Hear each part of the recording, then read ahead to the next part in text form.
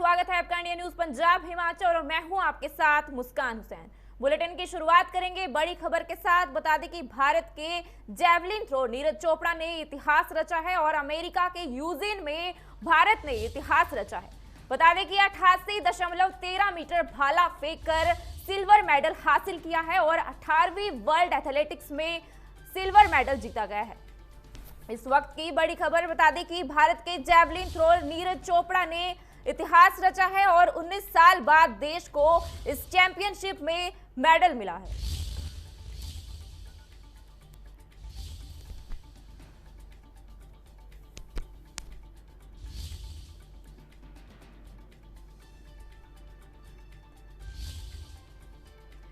इस वक्त की बड़ी खबर भारत के जैवलिन थ्रो नीरज चोपड़ा ने इतिहास रचा है और अमेरिका के यूजिन में भारत ने इतिहास रचा है। 88.13 मीटर भाला फेंककर सिल्वर मेडल हासिल किया नीरज चोपड़ा ने। बता दें कि 18वीं वर्ल्ड एथलेटिक्स में सिल्वर मेडल जीता गया है और 19 साल बाद देश को इस चैंपियनशिप में मेडल मिला है।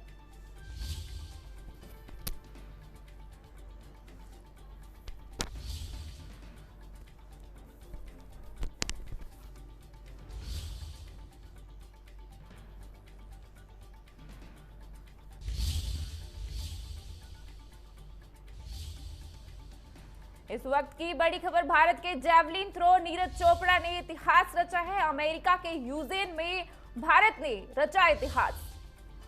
बता दें कि 18वीं वर्ल्ड एथलेटिक्स चैंपियनशिप में सिल्वर मेडल हासिल किया गया है और 19 साल बाद देश को इस चैंपियनशिप में मेडल मिला गया है।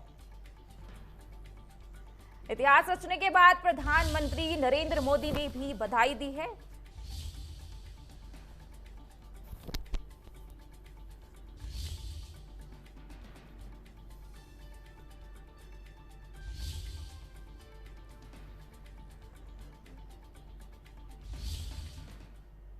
मंडी जिला के गोहर उपमंडल में एक पेड़ पर मौजूद घोंसले में एक ऐसा अंडा मिला है जो देखने में तो पूरा अंडे के आकार में है, लेकिन कई फीट ऊंचाई से गिरने के बावजूद भी नहीं टूट रहा है। जी हां, आपने सही सुना है। ऐसा हैरान कर देने वाला मामला मंडी जिला के उपमंडल गोहर से सामने आया है। इस प्रकार के अंडे को देखकर पशुपालन विभाग के अधिकारी और कर्मचारी भी हैरान है। आलम यह है कि मंडी जिला ही नहीं, यह अंडा पूरे हिमाचल प्रदेश में चर्चा का विषय बना हुआ है। ऐसा वाकई क्षेत्र में पहली बार हुआ है कि अंडा पत्थर के जैसे कठोर बन चुका है। वह 5 फीट ऊपर से गिरने पर भी नहीं टूट रहा है। बटवाड़ा रहने वाला हूँ जी। तो रात मेरे साथ झगड़ा हुआ जी। मेरे भाई और भाई के लड़के ने और पत्नी ने मेरे साथ मारपीट किया और मेरे सिर पे गहरी चोट लगी है। इसमें भी 9 टांके लगे हैं और मैं प्रशासन से मांग करता हूँ जल्द से जल्द इसका निशान मिले मुझे। मेरा नाम रूप सिंह है, मैं इनका लड़का हूँ, बटवाड़ा से रहने वाला हूँ। मैं इनके साथ बहुत जानलेवा हमला हुआ। मेरे जो ताया जी है वो, उनकी पत्नी और उनका लड़का रात को आया हमारे घर में और मेरे मम्मी और मेरी सिस्टर है, मेरा छोटा भाई एक वो अलग कमरे में सोए हुए थे। उनको इन्होंने बाहर से कुंडी लगा दी और दूसरे कमरे में मेरे पापा सोए हुए थे और उसने डंडे से इनके सिर में मारी और गाली गलौज कर रहे थे पहले, फिर मतलब इनके सर पर मारी और मेरी पुलिस प्रशासन से यही मांग है कि इसका जल्द से जल्द। बता दें कि बिलासपुर के स्मोक क्षेत्र में 21 वर्षीय छात्र की बेरहमी से हुई हत्या के मामले में पुलिस ने 4 लोगों को गिरफ्तार कर लिया है। इस युवक का शव 2 हिस्सों में मिला था और एक ही परिवार के संबंधित 3 पुरुष व 1 महिला। पुलिस ने तलाशी करके दोनों को घर के एक कमरे में तेजधार हथियार के साथ हासिल किया है। पुलिस को आशंका है कि इस मामले में और लोग भी शामिल हो सकते हैं। उन्होंने बताया है कि एसआईटी के तहत गठित दूसरी टीम डीएसपी घुमारवी की अगुवाई में गठित की गई है, तो मोबाइल, सीसीटीवी कैमरा व अन्य सबूत जुटाने का प्रयास कर रही है। इसमें जो एक हत्या का मामला 21 जुलाई को दर्ज हुआ था, इसकी इन्वेस्टिगेशंस के लिए हमने 2 टीम कॉन्स्टिट्यूट की थी। एक टीम जो थी वो एडिशनल एसपी बिलासपुर अमित शर्मा की अगुवाई में थी, जो इन्वेस्टिगेशन का काम कर रही है, और दूसरी टीम जो थी वो डीएसपी घुमारवी जो कि टेक्निकल वर्क कर रही है, analysis of CCTV cameras, mobile और CDR। जो इन्वेस्टिगेशन टीम है, जो टेक्निकल टीम है, इन दोनों टीम्स का जो अपनी फाइंडिंग है, जो रिपोर्ट है, वो ये आई है कि इस मामले पे 4 लोगों के खिलाफ जो है इन लोगों को, टीम को सबूत मिले। ये 4 लोग हैं, चमनलाल, हेमराज, किरण कुमारी और देवीराम। तो पुलिस ने पिछली रात इन 4 लोगों को इस अभियोग में जो है वो अरेस्ट कर लिया है। आज इन लोगों को अदालत में पेश किया जाएगा। हम अदालत से रिक्वेस्ट करेंगे कि इनका पुलिस रिमांड दिया जाए, और ताकि इस मामले की जो कुछ अभी जो कड़ियाँ हैं, जो क्लियर नहीं हुई हैं या खुली नहीं है, उनको पूरी तरह से स्पष्ट किया जाए।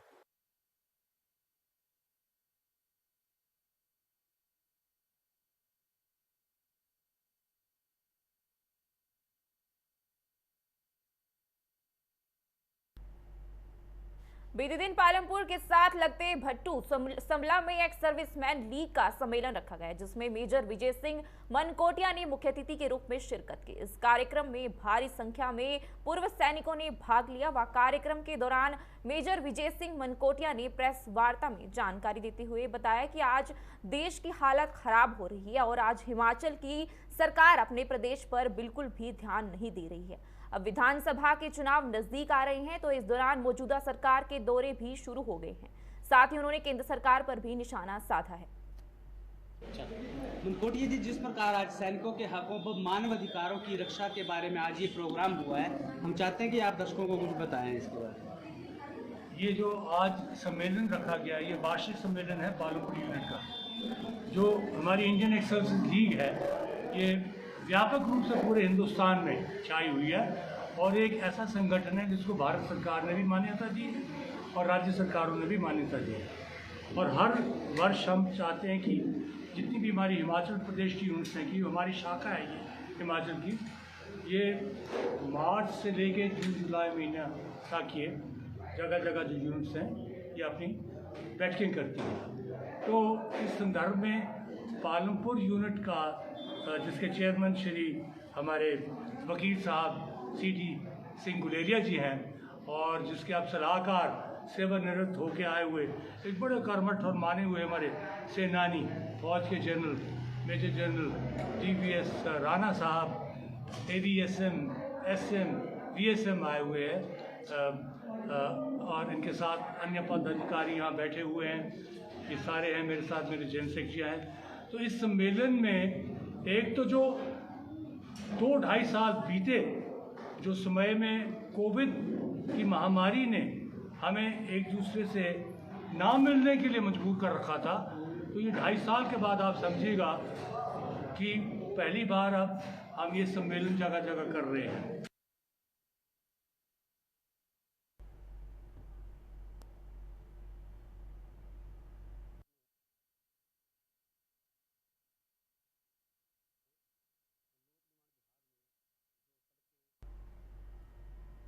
जिला कुल्लू में पत्रकारों को संबोधित करते हुए डॉक्टर चांद किशोर गौतम ने कहा है कि जनता का विश्वास भाजपा है और विधायक नहीं।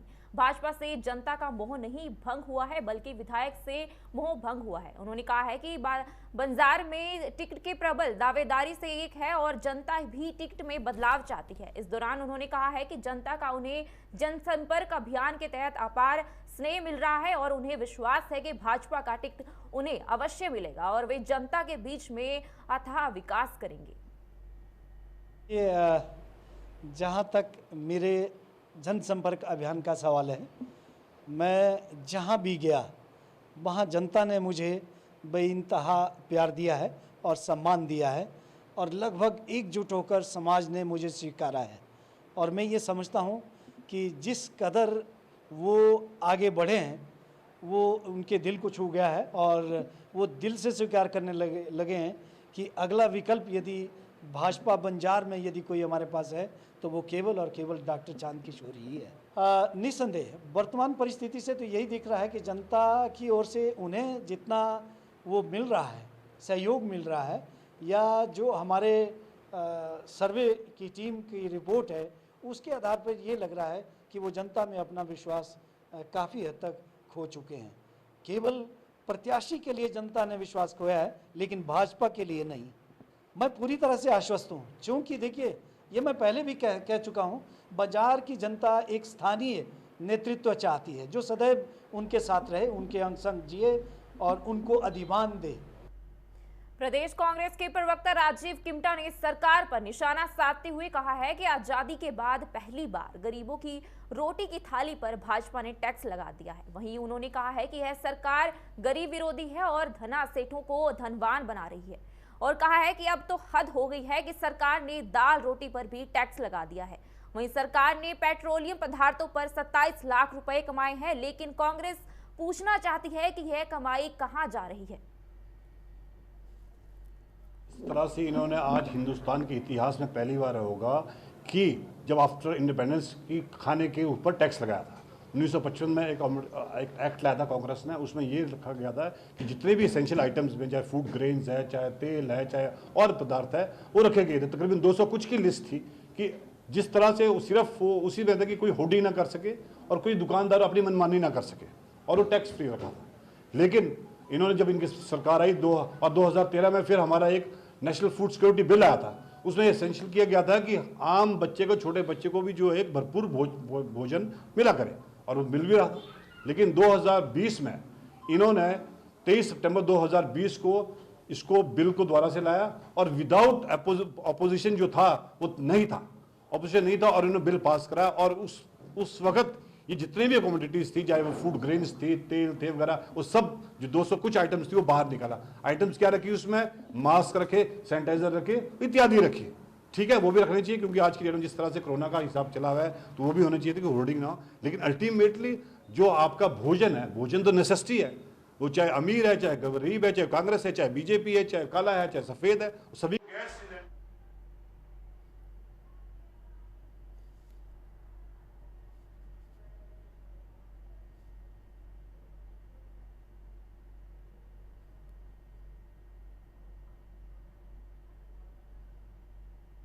Snowland scouts and guide open group Kullu की वार्षिक बैठक डीआरडीएफ के सभागार भवन में संपन्न हुई। इस मीटिंग का मुख्य उद्देश्य पिछले सत्र 2021 व 2022 का ब्यौरा रखना तथा नए सत्र की शुरुआत करना था। मीटिंग की शुरुआत में रोवर स्काउट लीडर बीजू द्वारा मीटिंग में आने पर सभी रोवर्स एवं रेंजर्स का स्वागत किया गया। उन्होंने कहा है कि स्काउटिंग के पद जिन्हों पर चलकर रोवर और रेंजर्स को राष्ट्रीय निर्माण की गतिविधियों में तैयार करना ही स्नोलैंड और स्काउट्स का मुख्य उद्देश्य है।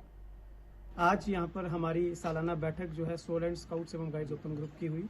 ये जो बैठक थी, ये वर्ष 2022-23 में किस तरह की हमारी कार्यप्रणाली रहेगी और कौन कौन हमारे क्रू काउंसिल और टीम काउंसिल को चलाएंगे, उसके लिए हमने यहाँ पर नाम आज यहाँ पर देने हैं, और उन लोगों को यहाँ पर हमारी वर्ष 2022-23 की एक टीम बनेगी नई रणनीति के हिसाब से। और साथ ही साथ इस बैठक में हम वो डिसाइड करते हैं कि जो लास्ट ईयर की हमारी एक्टिविटीज़ थी उनकी एक प्रॉपर रिपोर्ट यहाँ पर प्रेजेंट करते हैं कि किन किन गतिविधियों में हमारे रोवर रेंजर्स ने बहुत अच्छा पार्टिसिपेट किया है। और हमें आपके माध्यम से ये बताते हुए बड़ी खुशी भी हो रही है कि स्नोलैंड स्काउट्स एवं गाइड्स ओपन ग्रुप को वर्ष 2021-22 में कोरोना काल में बहुत ही अच्छी सेवा देने के लिए राज्य के महामहिम राज्यपाल द्वारा जो सम्मानित भी किया गया है। और ये जो स्नोलैंड स्काउट्स एवं गाइड्स ओपन ग्रुप है पूरा हिमाचल प्रदेश का बेस्ट ओपन यूनिट्स में से गिना जाता है। और हमारी जो गतिविधियां हैं वो वर्ष 2022-23 के लिए भी हम इसी तरह से वचनबद्ध हैं कि हम इसी तरह से अपने कामों को आगे बढ़ाएंगे। और इसके साथ साथ कुछ ऐसे कैंप्स जो अभी आने वाले समय में होने वाले हैं, जिसमें निपुण टेस्टिंग कैंप, जिसके लिए हमारे रोवर्स और रेंजर्स अभी पार्टिसिपेट करने वाले हैं, उसके लिए भी हम यहाँ पर एक कमेटी बना के उनको चयन करेंगे कि कौन वो रोवर और रेंजर हमारे एलिजिबल हैं जो इस कैंप को जाने के लिए तैयार है।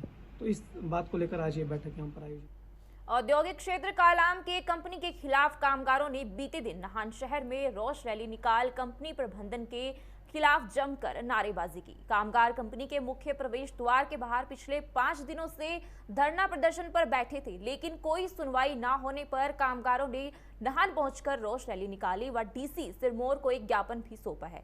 वहीं सीटू के जिला महासचिव आशीष कुमार ने बताया है कि कालाम को जीएसएच कंपनी में कार्यरत कामगारों ने जब अपने न्यूनतम वेतन व बोनस की मांग की तो कंपनी प्रबंधन ने कामगारों को बाहर का रास्ता दिखा दिया।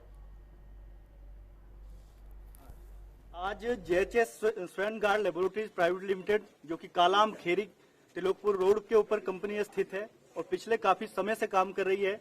इस कंपनी का जो मजदूर है जो कंपनी के अंदर काम कर रहा है, उस मजदूर ने 1 जुलाई 2022 को जो एक कानून के दायरे में जो न्यूनतम वेतन की मांग की थी, जो पिछले काफी समय से उनका पेंडिंग पड़ा था, उसके लिए जो मांग की, जब वो अपने कंपनी प्रबंधन से मांग की तो कंपनी प्रबंधन ने उस मांग की तरफ ध्यान न देते हुए ऐसा है सर, क्योंकि हम लोग काफी दिन से बहुत सालों से इसमें काम करते हैं, तो हुआ क्या कि हमने अपना मांग पत्र इनको दिया। पहले तो हम लोग ऐसे ही मांग रहे थे कि हमारा एरियर क्यों नहीं दे रहे हो, जो बकाया है हमारा बोनस क्यों नहीं दे रहे हो। तो इन्होंने ऐसे कह के टाल देते थे कि कंपनी में फंड ही नहीं है और नए प्लांट डालते जा रहे हैं उसका, और मजदूरों को देने के लिए इनके पास फंड नहीं है। तो जब हमने इसके लिए 1 जुलाई को हमने मांग पत्र दिया लेबर डिपार्टमेंट में, तो इन्होंने क्या किया, JHS स्वेनगार्ड लेबोरेटरी लिमिटेड कंपनी में काम करता हूँ। पिछले 10-12 सालों से वर्कर काम कर रहे हैं। इस कंपनी ने कभी भी हमें बोनस नहीं दिया और जो हमारा हर साल सरकार वेतन बढ़ाती है, ना ही ऐसे देती है। 2021 का वेतन भी इन्होंने नहीं दिया और हमारी जिला परिषद से यही मांग है कि आप इसके पर हमारा हस्तक्षेप करें और हमारी मांगों का। मंडी जिला में बारिश ने अपना रौद्र रूप दिखाना शुरू कर दिया है। इसके तहत जिला मंडी के उपमंडल सुंदरनगर क्षेत्र में 1 माह के भीतर बारिश से अभी तक लोक निर्माण विभाग का करीब 5 करोड़ से अधिक का नुकसान हो चुका है। बरसात के कारण सड़कें, रिटेनिंग वॉल, ब्रेस्ट वॉल और सड़कों पर स्लिप्स होने के कारण काफी नुकसान पहुंचा है। लोक निर्माण विभाग द्वारा बरसात के कारण हुए नुकसान की डैमेज रिपोर्ट सरकार को भेज दी गई है। इस बरसात में लोक निर्माण विभाग में जो सड़कें, रिटेनिंग वॉल, ब्रेस्ट वॉल और स्लिप्स का जो नुकसान हुआ है वो लगभग 5 करोड़ से ज़्यादा है। इसमें विभाग के लगभग 200 से ज़्यादा मजदूर और विभागीय मशीनरी जो है रोड की ओपनिंग के लिए लगाई हुई है। इसके अलावा जहाँ पर हमारे पास विभाग की मशीनरी नहीं है, वहाँ पर कॉन्ट्रैक्टर की मशीनरी भी हमने डिप्लॉय की हुई है, ताकि रोडों को जो है वो खोल करके व्हीकुलर ट्रैफिक के लिए सुचारू रूप से चलाया जा सके। हमारा स्थानीय जनता से व वाहन चालकों से लोक निर्माण विभाग का ये आह्वान रहेगा कि वे कृपया इस बरसात के मौसम में ध्यानपूर्वक जो है सफ़र करें और जहाँ पर कोई ऐसे स्लाइडिंग प्रोन एरिया हैं उसको देख करके ही वहाँ से गुजरें। कुल्लू के मुख्यालय ढालपुर के देव सदन में भारतीय मजदूर संघ के द्वारा अपना स्थापना दिवस मनाया गया। तो वहीं स्थापना दिवस के अवसर पर ढालपुर में एक रैली भी निकाली गई। इस दौरान मजदूरों के हितों को लेकर भी चर्चा की गई और निर्णय भी लिया गया कि मजदूरों के हितों के लिए भारतीय मजदूर को जो भी संघर्ष करना पड़े उसके लिए पीछे नहीं हटेंगे। भारतीय मजदूर संघ के स्थापना दिवस पर उपस्थित पदाधिकारियों को संबोधित करते हुए भारतीय मजदूर संघ के अध्यक्ष सुखराम वर्मा ने कहा कि भारतीय मजदूर संघ मजदूरों के हकों की लड़ाई लड़ रहा है और मजदूरों का भरोसा बढ़ा रहा है। आज ये रैली निकाली जा रही है 23 तारीख 55 में भारतीय मजदूर संघ और भारतीय मजदूर संघ हर वर्ष मतलब जिला या प्रदेश में नहीं बल्कि पूरे प्रदेश के देश के अंदर में स्थापना दिवस का आयोजन करता है। इसमें आज हम बड़े खुशी के साथ अपना मतलब जन्मदिन के तौर पर इसको मनाते हैं। आज का जो हमारा कार्यक्रम रहता है उसमें भी सारा यानी एक दूसरे के प्रति जो हमारी मतलब गलत भावना ना हो, तो आज की दिन में हमारी सारी खत्म हो जाती है। और ये बहुत बड़ा संगठन है, इसमें मतलब पूरे देश के अंदर में ही मतलब 1955 से लेकर सबसे लेट ये हमारा संगठन भारतीय स्थापना हुई। हमारे संगठन है आज भी रह गया है और हम जो हमारे माननीय जनता संगठन की नींव रखी आज जिला नहीं प्रदेश नहीं बल्कि पूरे देश का नंबर 1 संगठन बन चुका है। हमारे साथ हर विभागों के लोग पूरी तरह जुड़े हैं। बाकी जो है बड़ी समस्या है पेंशन, कर्मचारियों की पेंशन पर जो है सभी विभागों में पेंशन पर बड़ी प्रॉब्लम आ रही है, क्योंकि पेंशन नहीं दे रही है सरकार। इसके ऊपर जो है माननीय मुख्यमंत्री जी से भी बातचीत हो रही है और उनको मतलब लिखित में भी दिया गया है कि वो कर्मचारी में देता है कि उनको मतलब पेंशन से वंचित किया जा रहा है। ये बहुत बड़ी समस्या मतलब इसके लिए सरकार पर हम मतलब निवेदन भी करें और दबाव भी डाल रहे सरकार की बात। फिलहाल के लिए बस इतना ही। तमाम खबरों के लिए देखते रहिए इंडिया न्यूज पंजाब हिमाचल। नमस्कार।